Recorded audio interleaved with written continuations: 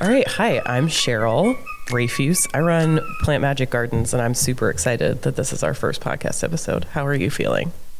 I'm feeling quite nervous, to be honest. Gosh. All right. Well, how about I talk a little bit about me, and then you can jump in a little bit. Okay. So I run Plant Magic Gardens. We do mostly, almost primarily, native plantings, which means we plant native plants which have been here and evolved with our ecosystems in this area. Which area? We are in the North Shore of Massachusetts. We're recording at BevCam in Beverly, Mass. And I really feel like everyone needs to become, better land stewards. So my whole business is focused on educating our clients. I try to have options that are like a little more inexpensive for people to be able to learn. I do a lot of library talks that are free and stuff like that. And then I also have, the fancy expensive stuff where I install beautiful, giant, thousands of dollars worth gardens that have tons of native plants in them. And I've talked about doing a podcast for a while, but never really bit the bullet. And thankfully, Katie and I push each other in our businesses a lot and say, no, you should do that. And Katie was like, why are you not doing this podcast? Let's do a podcast.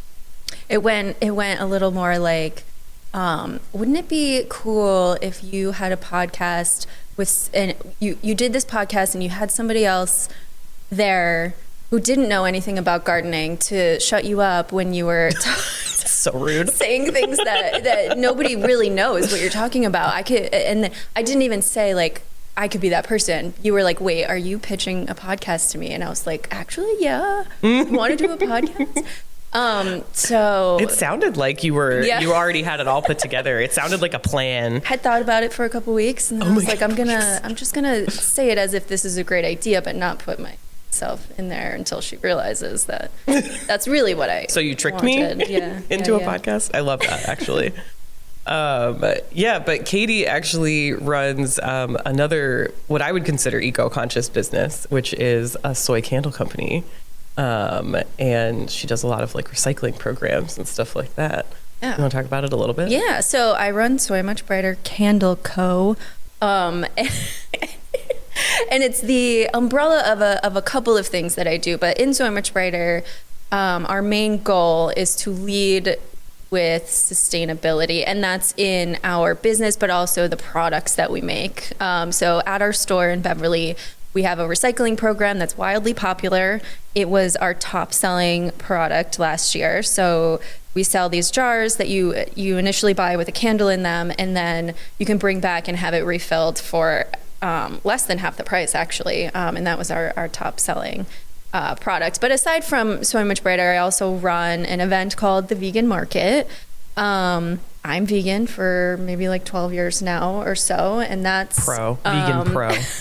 Vegan level 10, actually. The Scott Pilgrim character. And so, and being vegan is how I consider, that's my contribution to the environment. Among other reasons about being vegan, sustainability is one of the number ones there. I wish I could be vegan so I could have superpowers like you. I have a autoimmune disorder that makes it so I have to eat some amount of meat. We acknowledge that not everybody can do everything all the time, but that's why you do some things some of the time. Yeah, it's, we can all do something little that will make a big impact when we put it all together. I have a friend who actually was telling me the other day that she's allergic to beans and nuts and wheat. No. I was just like, she tried being vegan for a long time and it made her sick. Well, yeah, I can imagine not being able to eat beans would be a real deal breaker. Yeah. But, she does other things. She has also a sustainable business and she's contributing in other ways. So the point is, do what you can. Cheryl's doing what she can with a native planting, and that's going to change the world, I believe. Little bit at a time. Just little corners of it. Once you do enough corners, it turns out it's a lot more of it than you think. Yeah, totally. So this podcast, what we want to accomplish with Gardening for Hot People is to maybe add just a little silliness to an industry that tends to be very serious. If you ever watch Gardener's World or any of those they're very informative, but it's very like serious business, except if, I mean, Monty Don is a little silly, but. What's that? Gardener's World is a British program that has like dozens of seasons. And it's very practical, but it follows the British season of the year. Oh, interesting. So, I mean, there are things that apply to like New England and other parts of the U.S., but it's like it's a TV show. It's very like calming, and I think a lot of people hear like, oh, it's a gardening podcast or it's a gardening show, and it's like this soothing sort of meditative thing, and like it's all very like slow, and honestly, like a lot of that stuff, I like it, but I'd like a little bit of spice. I'd like a little bit of silliness in my programming, and I thought maybe other people would too. And also, like, whether we like it or not, climate change and those kind of things in the bigger picture affect gardens, and gardens affect them just as much as anything else. So in doing this, it's bringing gardens into this like larger picture. We want to bring on like scientists, but we also want to bring on, hardscapers to tell you how that world works. Like we want to go like practical and kind of big picture and give people like a really well-rounded idea of like what even your, small container pollinator garden means in the grand scheme of like wildlife and nature. And what it can do for your local ecology. And like making people know that it's accessible, even if you don't own a house and have a yard. Yes. We can still do something. Exactly. So we're hoping that you like it. We've got some buckets, for lack of a better word, of different things we're going to try. We've got like terms that we're going to define. We've got some topics we're going to discuss. The topic for today is native plants, because we figured that would be prescient and easy for people to kind of digest as a first one, because a lot of people are like, what even constitutes a native plant? And why? Why do I even need to plant this? So we're going to start there and kind of just see how it goes. So the podcast might shift over time. And if you also have any guests or topics that you're like, oh my gosh, I would love to hear them talk about, rain barrels or something like that. I don't know. My team and I have been talking about rain barrels a lot. Definitely send us anything that you're interested in. We just made a Gmail, gardeningforhappypeople@gmail.com, so you can email us whatever you're looking for. And right now, the idea is that it'll probably be once a month because we both run businesses, but I don't know. We'll see. We'll see. It might be more than that. Fit it in. I think it's important to note that nobody should expect anything from us. You'll get what you get, and you'll like it. And maybe it turns into a regular thing where we have a regular, time slot here at BevCam, but it might not too, because Cheryl gets very busy in her gardening season, and I get very busy in the candle season towards the end of the year. So who knows? We'll see what happens. I also wanted to reiterate what my role here is on the podcast. Oh, yeah. I know nothing about, I wouldn't say I know nothing. I know a little bit Give yourself some credit. On account of being friends with you for almost 10 years. I know a little bit about gardening. But for the most part, whenever Cheryl starts yapping away about about gardening, I'm just like, what the hell is she talking about? And also, side note, we will be cursing on this pod, so hide your kids. But yeah, so my role here is to interrupt her when she starts talking about more existential, like gardening things that the layperson would have no idea what she's saying. So I'll interrupt and I'll be like, what the hell does that mean? And so that you guys can all get an idea of that as well. So I'm the dumb one here. She's the smart one. That's not true. We're smart in different ways. So why don't you tell me what's going on in your garden right now? In the gardens. Okay, yeah. So I recently bought a tarp thingy. A tarp. Is that what? Okay.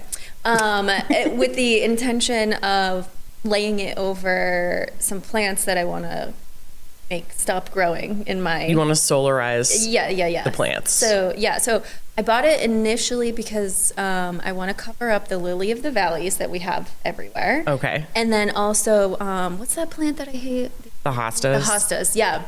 Oh, yeah. So full disclosure, we may have mentioned this off the pod, but what really sucks for Katie is that solarizing is really good for plants that are not that hardy. Like it's really good for like if you want to kill off a bunch of grass or things like certain weeds that solarize easily, like plantain or clover, things like that. Unfortunately, things like hosta and lily of the valley are incredibly hardy plants, and you may have some trouble just solarizing them. They may just like kind of try to pop through the tarp, or it may just take a really long time. So generally, what I recommend with both of those is digging them out. Hostas are easy to pop out. Thankfully, you can just kind of like pop each of them out with a shovel, and they're not. Most hostas, there is an invasive hosta, which I could put in the show notes what the scientific name of the invasive hosta is, so you never buy it. And is that invasive just in New England, or? So hosta, I believe, are native to Asia, actually. So there is a hosta that will like put off seeds and will like start to kind of try to take over your garden if you're in any sort of area that is similar to like Japan, China area, which is like most of New England, some of the Midwest, and it can take over in like the South too because it's just warm and wet. But you probably just have like run-of-the-mill regular cultivars from which appear to be taking over as it is. I do not like this plant. It's, to me, I'm sorry to offend anyone, but it's I know. They're good filler plants until you can like put native plants in my opinion. And some of the cultivars, and a cultivar is just a plant that's bred for a specific characteristic. And some of them are really cool colors, I won't lie. But in order to get rid of them, I think just digging them out, like literally just get like a pointy shovel and just dig that baby out. And usually you can just put them on the side of the road and throw it up on Facebook and someone will come by and grab them. And this is what we did last year and I had forgotten. TJ, my partner, dug them all out. So get ready, TJ. You got a lot more to do this spring. But the lily of the valley seems to be like it's going to be very difficult to. Yeah, it has so hostas are clumping plants. So they kind of are just like all together. The lily of the valley has rhizomes and should be on the invasive plant list. It's not. And I know people love it because the smell reminds them of their grandmother and all that. And like I tell people, like keep some in a pot if you really need to like get your fix in the spring of the smell, but it will just kind of creep along and take over. So you do kind of just have to like, kneel down and dig it out, and it's not ideal. And what is solarization mean? Solarization is when you use the power of the sun to kill plants. So you might try, for the lily of the valley, getting like a clear plastic because that will get much hotter than a regular tarp. So you could try it. I'm not going to say it 100% won't work because, it depends on how hot it gets. It could really like bake the roots because they're not too far down in the soil, and it could work really well. But it may take much longer than you want it to. Maybe we'll try that and we're back. Yeah, but a lot of people will just like pull the leaves off the top and think it's gone too, which is a little comical to me because I'm like, all the roots are still under the ground. Right.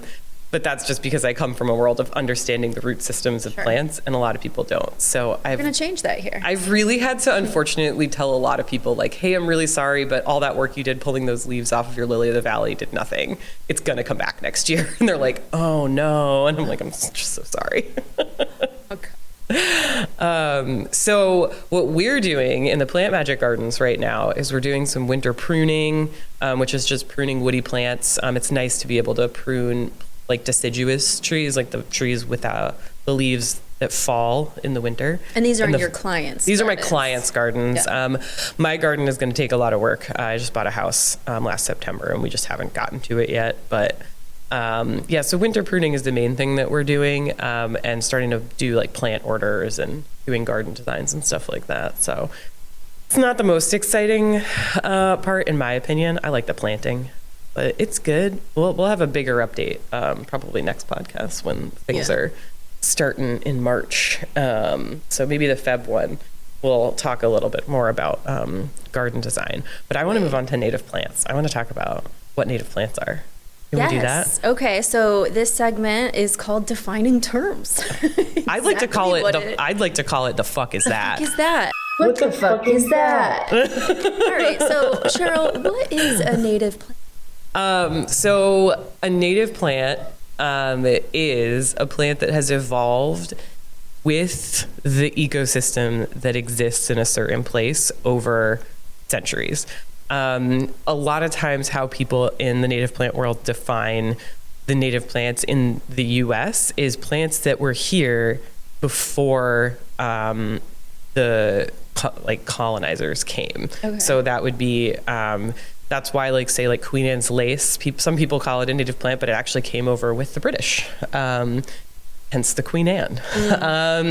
But yeah, so it's not harmful. It does not displace other plants, so it is not technically considered invasive. It would be something called naturalized. So it does spread, but it's not pushing other plants out of the area.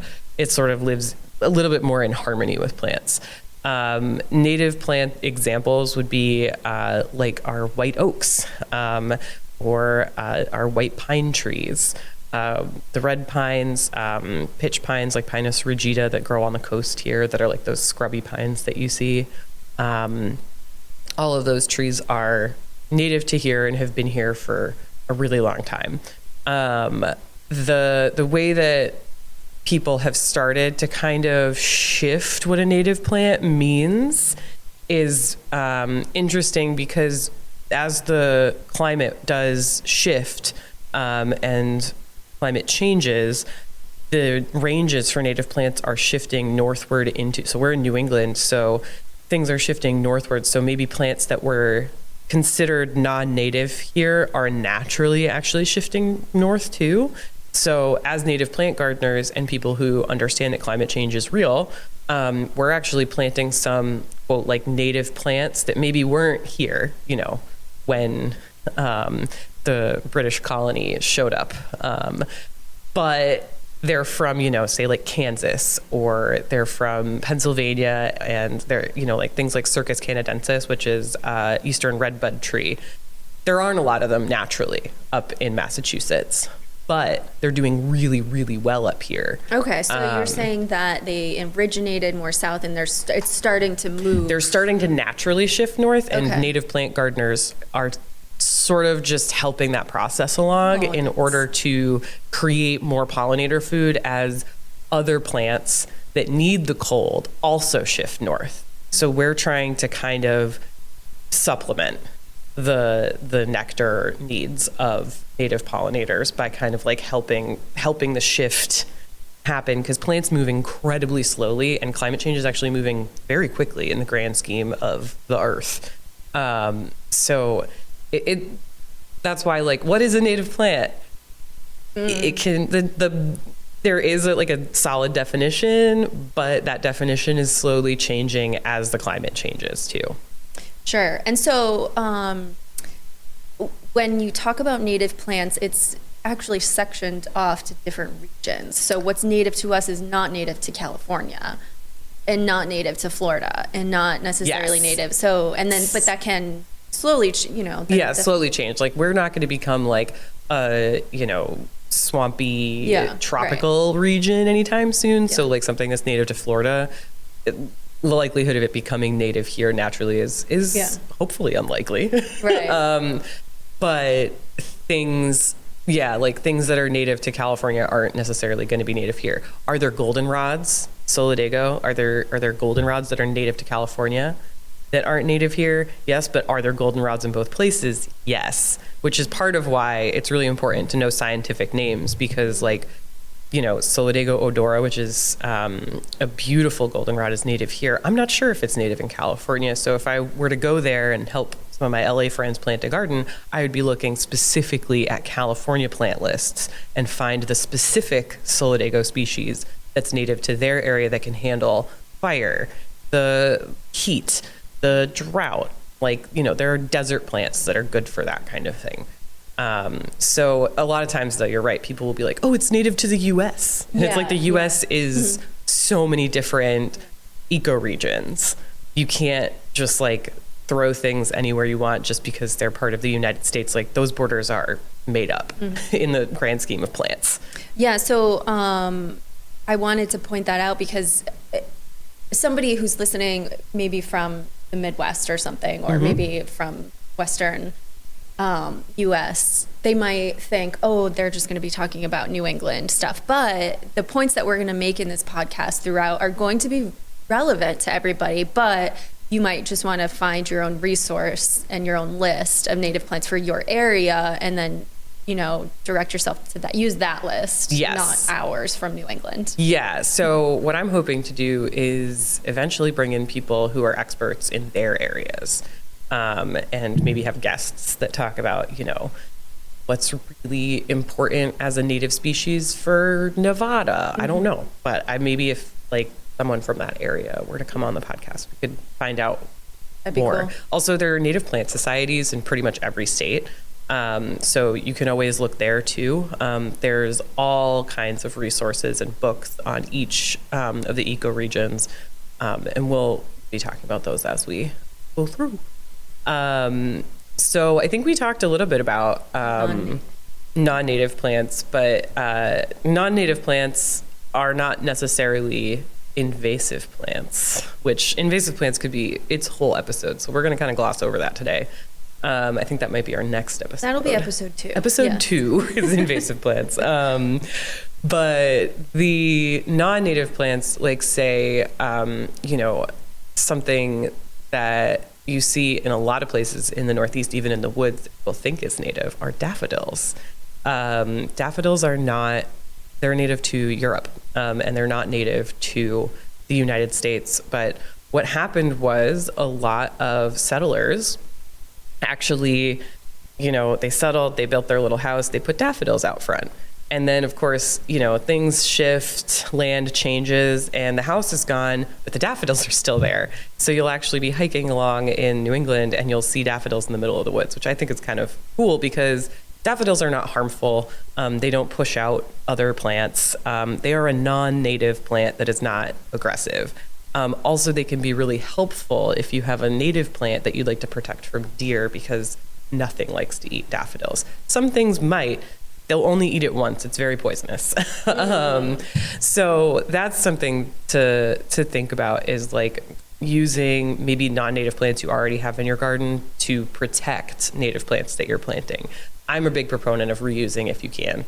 If you're shifting your yard into native plants. Does that make sense? Yes. All right, yeah, cool, great, that's wonderful. Interesting. Never knew that. There are tons of non-native plants like that aren't harmful. Catmint is a big one that people plant in this area. It's just really hardy. Right. Okay, so it's important to know that there's a difference between non-native and invasive. Yes. We want to stay away from invasive. Yeah. Non-natives might be okay, might be useful. Might for just some be stuff, there. but might kill a deer. Well, they shouldn't eat it. They should know better. But yeah, so we try not to plant too many non-native plants, but we do put the occasional peony. I mean, they're really pretty. Peonies are not native. They're not native. They're native to Japan, actually. But they're gorgeous. All right. So why do native plants matter? Yeah. So the whole reason why you go through all of this nonsense is because as we've kind of taken over areas as humans and just, taken over whole ecosystems for our houses and for farmland and things like that, we've really destroyed some important habitat. And a garden can actually function as habitat and still be pretty. I think that a lot of people think aesthetically more than what the garden's actually doing. And that's how we've accidentally ended up planting a bunch of invasive plants Japanese barberry and things like that they're cool plants, but they don't actually fit into our ecosystem. So the idea is that when you plant a native plant, you are creating a food source for pollinators. You might be planting a host plant. There's a lot of native asters that are host plants for Lepidoptera, which is a type of butterfly. It makes it so that you're actually participating in the environment and creating that ecosystem that probably existed before your house got built on that piece of land.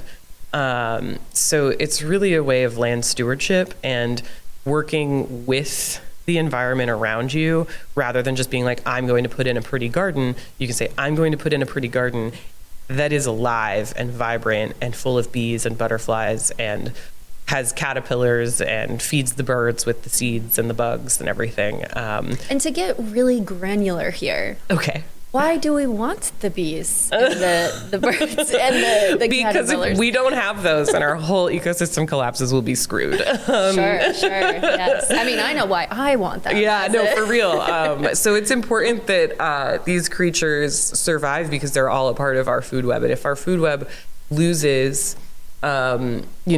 key creatures in it, like you could see songbirds decline. You could see, certain populations of endangered species just drop off the face of the planet because their host plant, it no longer exists.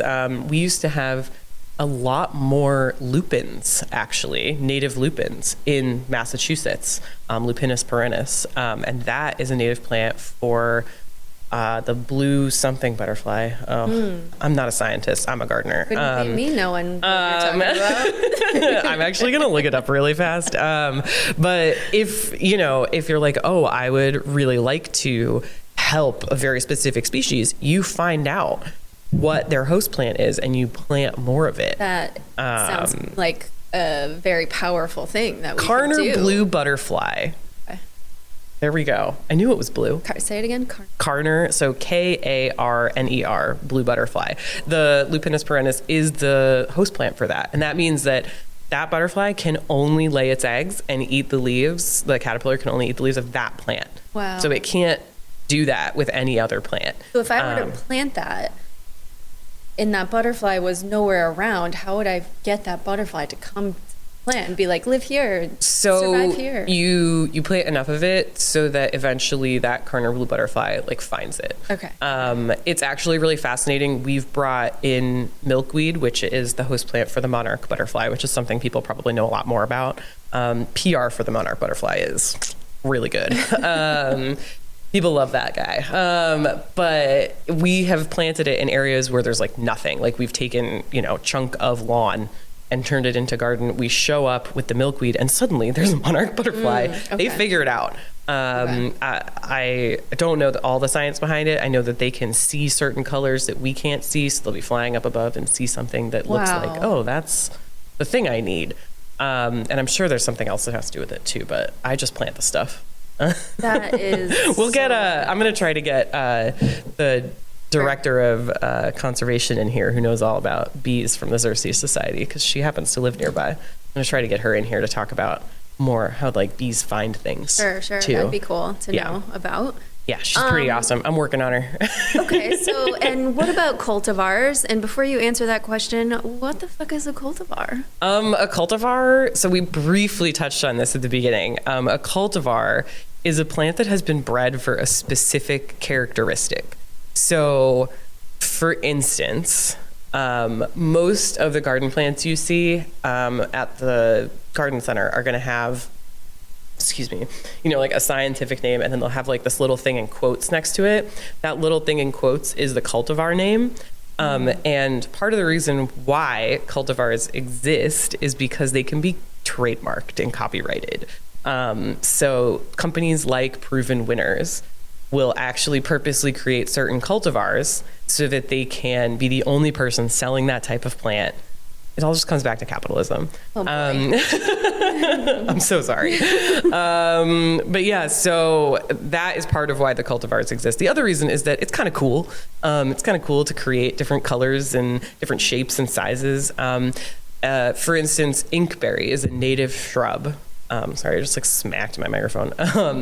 The inkberry is a native shrub. It's Ilex glabra with a G.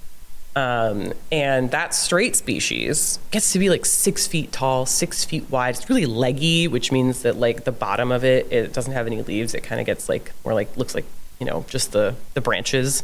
And it's a beautiful evergreen, but that's a big plant. And if you're going to be planting that as a foundation plant, so right in front of your house, maybe you don't want a 6x6 shrub. So they do have some cultivars that are smaller. Shamrock only gets to be 4 feet tall and wide. Compacta actually is just a fuller shrub. I think it's the same as shamrock, about the same size at full growth. It's like 3 to 4 feet tall and wide, but it's also just like bushier. And they breed for that like specific thing. And then they sell that under the name Shamrock or Compacta. And some cultivars, like, like anybody can sell. Some of them are like copyrighted. It's like, no, you have to like purchase the rights in order to be able to sell this. That happens a lot with roses. Wow. Yeah, it's like big business. And I think that's part of why the native plant movement has been taking so long for like the larger companies to actually, there's a reason why Proven Winners isn't selling a bunch of straight species. They don't make as much money. So are they doing this responsibly? Like, are they breeding plants to be native to the region? No. Or, okay. No. So, I mean, cultivars, we could go into the whole like history of, plant trends in the US where ultimately in like the 50s, people got really fascinated by Asia. They were like, I want anything and everything from Asia. And that's how we ended up with a lot of Japanese plants. Like Japanese wisteria, beautiful, gorgeous, smells amazing, takes over forests. It'll get into your house if you like don't take care of it because the vines just like, go wherever they want. Because we don't have the predators that plant has in Japan, in those areas where it's actually native. So, I'm sorry, what else? What was the question? I just like kept on going and then realized I have no idea where I'm going with this. If they're breeding the cultivars to be native. Oh yeah, so they'll breed, so something like Japanese barberry, which is very important to the ecosystem of Japan because the berries get eaten by both people and animals, is incredibly harmful to ecosystems here. It's bred, I think it's actually banned in a lot of states now. Like, I don't think you can buy it in Massachusetts, but when you could, which was only like 10 years ago or something, you could get, a dwarf version, a colorful version. Okay, so that was they just bred. That was it was just bred for different sizes and shapes and all these things. The companies weren't thinking about whether or not it was invasive. Yeah. Also, we didn't know partially that these plants would become as invasive as they are. Like a lot of people just, were like, oh, it's pretty. And I planted it and it doesn't appear to be spreading in my garden, or it doesn't appear to be spreading in my area. And only through research and like actually like looking around at the forest and seeing over time what has happened with things like Oriental bittersweet, with barberry, with burning bush, have we really started to see the impact that these invasive plants have had on our ecosystem. So would you say a good rule of thumb is to not take plants from other countries and bring them here and try to survive them ideally here? That's why we try to plant primarily, like we do at least 70% native plants in every single garden. And it's just a matter of making sure that whatever you're planting isn't going to become invasive. Like if it's already kind of an aggressive plant and it's not from here, I won't plant it because you just don't know. And so the opposite of cultivar is a straight species. That's the correct. You could say that. Like a straight species is something you would find in the woods. I'm not saying that all cultivars are bad though either. Like having cultivars of a native inkberry is nice because, sometimes I do tiny gardens in Salem and we're not going to plant a 6x6 shrub in some of these little tiny city gardens. So as long as it's a native plant that was made as a cultivar. So there's not a ton of research done yet on how valuable cultivars of native plants are to pollinators. There's like one that I have heard of that this woman did in, I want to say Vermont, on different cultivars. And it was very very small study, somewhat anecdotal, but she had solid numbers on a couple different plants, like certain bee balms that were actually more popular as cultivars. And there's also naturally occurring varieties of certain plants, like Penstemon digitalis is a native plant that naturally its leaves will kind of shift to a darker red. Like I've gotten flats of it where it's all straight species and some of them just happen to have redder leaves. And the cultivar Husker Red is really popular. And then what I find is that the bees, anecdotally, just seem to like it just as much. And I think it's because sometimes it naturally has some redder leaves. Okay. So, I mean, because there's not a ton of research, a little bit of anecdotal evidence to me goes a long way. Okay. So yeah, it's not just like a cut and dry, like all cultivars are bad. Some people will tell you that. I think that's kind of insane because there's a lot of areas of the country where that's all you can find. You're not going to find straight species because you don't have a local, native plant grower. Maybe the native plant grower online doesn't ship to you for some reason. So if all you can find is cultivars of native plants, I would rather people plant native plant cultivars than just plant a bunch of things that aren't even native to here at all. Okay. Right. So do you feel like moving on to our main topics? Plant talk. We would like to kind of go through and like talk about some of the relevancies of these topics, like culture. So the buckets that we have, we're very organized people. Yes, we are. Indeed, so proud of us. Yeah, we have cultural, scientific, historical, and practical references and relevances. So, and how will we be using this bucket? So, are we going to be talking about a certain plant each time, or so this is kind of just for the topic. So for cultural, like the cultural relevance of native plants right now is that because of the California wildfires, it's become kind of a hot topic because eucalyptus trees, which have been planted en masse in California because they just happen to grow well there. They're not native to that area, and they're actually pretty much kindling. The eucalyptus trees are filled with eucalyptus oil, which is incredibly flammable, and they're incredibly dry trees to begin with. So the moment that a wildfire hits like a grove of eucalyptus, that fire then just exponentially grows. And that's part of the issue. There's a lot of issues with the California wildfires. I'm not going to pretend to know everything about them, but I know in my little corner of the world that we've been talking about how if there was more attention paid to planting native plants as street trees instead of non-native plants, you would have much less spread of these non-native and in some cases perhaps not as rapid because those fires spread so rapidly. And there's people over in California right now that are trying to lead the way in spreading the knowledge of native planting, right? Seed libraries are happening. Seed libraries are popping up all over the place. I know the Altadena Seed Library has gotten a lot of traction. There's a couple different Instagram people that I'll put in the show notes. Because I mean, I think it's not only interesting, but like if you do know people in that area who are trying to support something, and sometimes it's tough to figure out a way to support, like supporting these seed libraries is really important, not only for native plants, but they're also sharing like vegetable seeds and, food seeds, which are, I think, in the coming months going to be really important. I do believe we have those linked in our Instagram. Oh, yeah, we have them linked in our Instagram. We have a couple of resources, including mutual aid resources for the people being affected by the fire. Oh, yeah. Still currently, of course. And I mean, I think it's really hard to talk about all of that without talking about the fact that like there are actually indigenous practices of controlled burns where you are burning up kind of all of that dry brush in a very controlled manner more frequently in order to control the forest and make it so that a larger fire is not even possible because, and those indigenous practices had been in use for generations before we decided fire bad.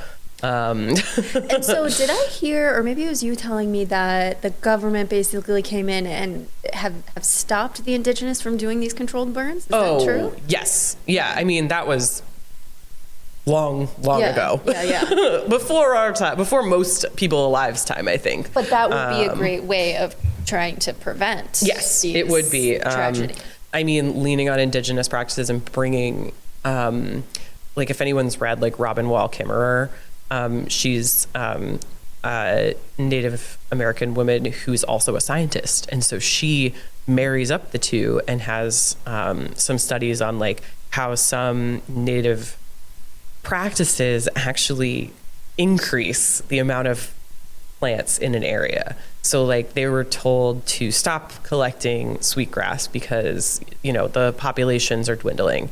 But in actuality, the way that they collect the sweetgrass actually encourages it to spread. So by telling the native people, like, you can't do this anymore, you're hurting the population of sweetgrass. They actually were hurting the population of sweetgrass. Yeah. So those kind of things were like, there are like really hardcore science people who are like, indigenous practices aren't science. And it's like, well, I mean, that's not strictly true. So having like a combo of those things, I think, is really important.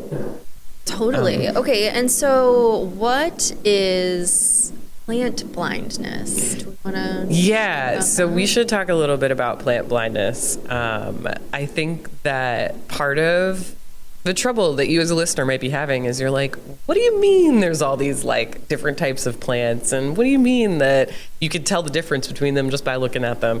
And because I mean, that's a big problem for a lot of people. And I think that and it's not just me that thinks this. There's like a big push to educate people on what types of plants are out there, because when you go out to your park, if you were to walk a trail and get to the end of it and someone said, what kind of plants did you see? You'd probably say, I saw trees, I saw ferns, I saw leaves, I saw some, maybe you'd get so specific to say pine trees because they're really obvious, but you're like, saw green. When in reality you saw like 12 different types of ferns. You saw wood fern, you saw Christmas fern, you saw, maybe you saw like a couple different types of pine trees. Maybe you saw red pines, maybe you saw white pines, maybe you saw an oak tree, and maybe it was a pin oak, and maybe it was a white oak, maybe it was a red oak. It's, there are different types of all of these plants, and I think we've become very disconnected from knowing them. And actually learning what they are helps you to understand how they function as a group, rather than just being like, that forest is over there and I'm over here. You start to kind of actually form a relationship with these plants and with the forest. And so would you say that plant blindness is some of what has led to the disconnect of yes, of where we are right now with yes. climate change? And that's part of why some of the studies that are coming out are really important. I'm going to move into some of the science. Yeah, go. So there's this study that was done that Doug Tallamy references a lot, that Desiree El Narango led, that says that at least... Hold up. What? Who are those two people? Doug Tallamy wrote like Nature's Best Hope. He's really popular in this world. He's a scientist and an author. He's a bug guy, technically. I think that's where his specialty is. And Desiree El Narango is also a scientist. She's an environmental scientist who did this study on songbirds. And what they found is an area that has at least 70% native plants will support the local songbird population, and any less than 70%, and the songbird population just dwindles. Wow. Because the native plants aren't just like, oh, it's a plant and the birds like the plants. Like, that's not how that works. Each plant is a host plant, is a nectar plant, is, bringing in all kinds of different bees, flies, caterpillars, butterflies that the birds then eat. So It's not just the seeds of the plant, it's like the bugs. And caterpillars are one of the most important foods for baby birds. So if you don't have caterpillars, I like to joke with my sciencey friends that caterpillars, though the butterflies are beautiful, actually function better as bird food. So if you want to keep those baby birds alive, plant native plants. Yeah, plant specifically butterfly. Why do you want to starve the baby birds? So those are some really, really important things to consider. And And native plants can also be hardier. They help with like soil erosion. And so when people just kind of are like, oh, these all look like weeds because they're plant blind, and they can't tell that it's actually goldenrod and aster and really important stuff. They take them all out and then they put lawn down, and then they're like, why is my yard eroding? Because your turf grass isn't going to work as well for erosion as, you know, some of these plants that had already had pretty deep roots that were holding it all together. Sure. So how did we get to this point? Right? Yeah, I'd love to know. I feel like we kind of had this awakening with Rachel Carson's book called Silent Spring that started to talk about the dangers of pesticides and DDT and why our eagle populations were dwindling. And that was, I think, as a people in the US when we started to realize like, oh, maybe some of the things we're doing are bad for the environment. And I actually haven't read it. Which is one of my great shames. But I know that is kind of where a lot of this stuff started, and actually thinking about like, oh, if a human does X, what does it do to the environment? Okay, so this book you're saying is where we started to think about. I think it's where it entered repercussions. Yes, I think it's where it entered like the zeitgeist instead of just being like smaller groups of people. Who, when was that? That was I want to say in the 70s. Hold on, I'm gonna look it up because Rachel Carson, Silent Spring. Boop, boop, boop. 1962, so the 60s. And I think that kind of led into the like big protests in the 60s and the 70s for the environment and for like saving trees. Would you say that we've made any sort of substantial impact since then?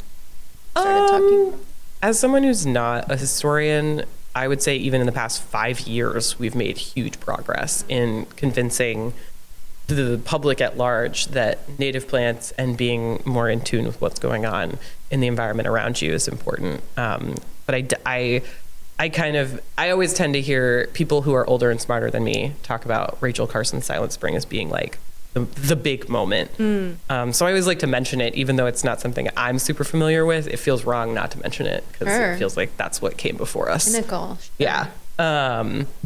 So, I mean, I think that what we can kind of take from, you know, the importance of people actually doing something good with their gardens, like the practical aspect of it. I think that if you have a yard or you are in your neighborhood, like take inventory of like what those plants are that you see. And I think just simply by going around and scientists and botanists will call it botanizing an area, and go around and like ID stuff, get a book, or you can try an app. The apps aren't always that good, so I recommend like a book on local plants, and just start trying to ID things. Google Lens is sometimes helpful. I really like Picture This if you're going to start with an app and then kind of go to a book to confirm. That's a good idea. Yeah, I've used Picture This and it has seemed pretty reliable so far. Yeah, it's just if you don't know anything, you're just going to trust whatever it says, right? Yeah. So it's good to have like another form of IDing. And then once you ID things, you can start to realize like, oh, that like huge patch of weeds like around the corner is actually a super invasive plant that's about to take over our whole neighborhood. And maybe that's something you could like do some guerrilla gardening on and just take it out. Or you could talk to whoever the owner is and just be like, hey, can I get rid of this for you? What is guerrilla gardening? We could do a whole podcast on that. We'll talk about that another time. Get a monkey suit and start pulling plants out? No, it's more like you just do stuff without asking permission. Okay. But yeah, so I mean, I think that's really good. And then if you do have a yard and you're like, oh, I have like all non-native and or invasive plants, you don't have to, go scorched earth on it.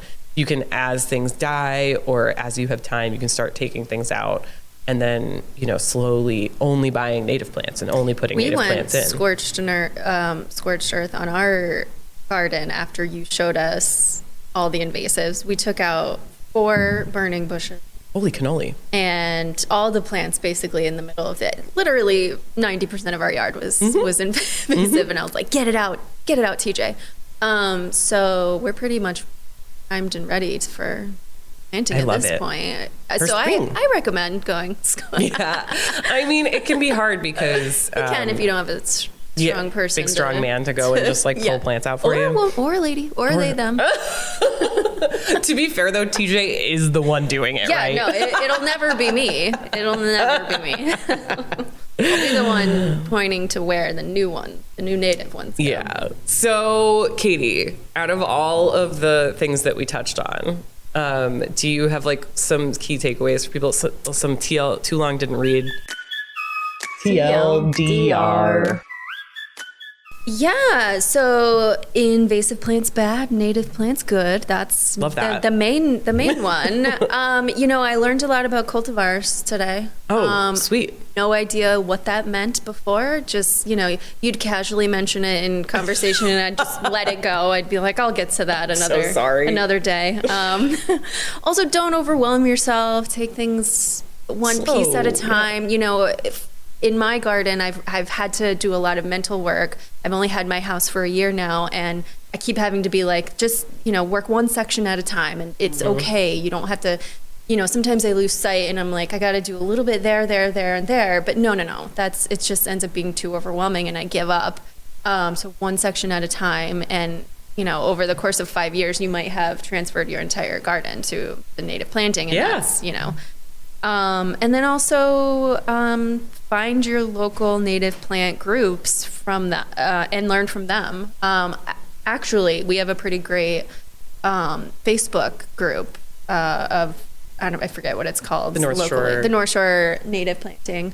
So find your local native planting group, and they're usually happy to help. That's a good place to start. A lot of them have files already embedded in those groups. Were you talking resources. about the Northeast Native Plant Group? No. I think it's the North Shore. Really? Yeah, they've got like North Shore, resources and I stuff, feel like we should put this in the notes for the local people. Yeah. Because I'm not actually sure I'm in this group. You're in this group, whichever one I'm talking about. All right, great. Well, we're probably not. You've answered my questions in that group, and then you've texted me later yelling that I posted. Oops. All right. Well, we'll share that link. Cool. All right. So we're gonna do this cute little fun thing before we wrap up called a hot or not. Hot or not. And I'm going to try not to be long-winded. Yeah. So the first one is white clover. Is that hot or not? This is controversial. I think it's not. And that's for not hot in New England. Not hot. I actually have had some really big struggles with white clover and the droughts. And the whole point of it, it's a non-native plant that's supposed to be a good lawn replacement. And I actually think that it is not as reliable as people say it is. Okay. I think that's fake news. Fake news alert. All right, how about native strawberry? So I put this right after white clover because this is my preferred native lawn replacement because it's super aggressive. It's green the whole season. It survives the droughts. Yeah, so I planted some native strawberry in my lawn after you had recommended it. I did it late in the season last year, so I have no idea if it's gonna do the trick. It should. It should. But yeah, and plus it makes little tiny delicious berries. So I figure this is how to feed the bunnies. Got so many bunnies. They would love those berries. You may not get many if you have a lot of bunnies. Yeah, well, that's fine. I don't really need them. I want to feed my little fairy land of creatures that I've got going on. All right, how about oaks? Hot or not? I mean, definitely hot.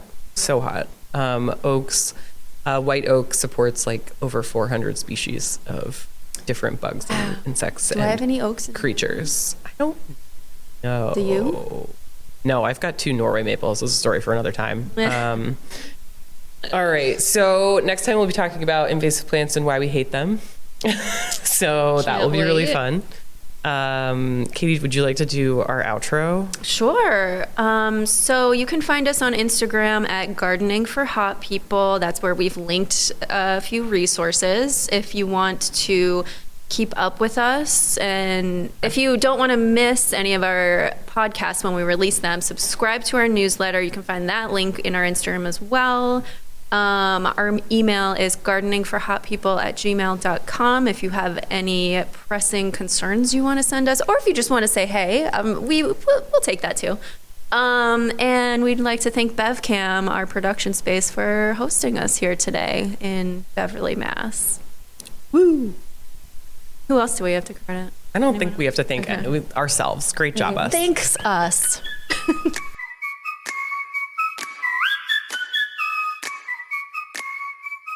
Yeah, that's on brand. Knock over the tree. Actually, I think that's a Bradford pear, so I wouldn't care.